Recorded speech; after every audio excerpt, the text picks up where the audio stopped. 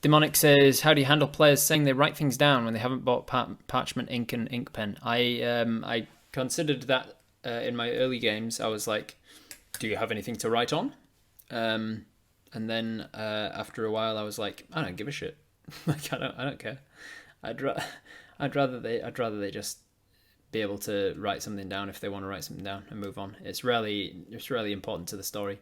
It really depends on the type of game that you want to play with your players. Like if you want to play, if you and your players all want to play the sort of game where you are keeping a track of all of your resources, you're keeping a track of your rations, you're keeping a track of your arrows, you're keeping a track of your torches, then absolutely you should be keeping a track of the amount of parchment that you've got and the amount of ink you've got left and stuff like that.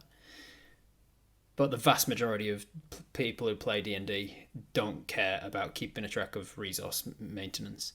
Um, and most of the time it doesn't matter. Like most of the time it doesn't matter to keep a track of rations because you're in a forest and you can forage for food, and it doesn't matter about keeping a track of torches because you can make your own torches out of easy enough, like some shitty cloth and some a stick.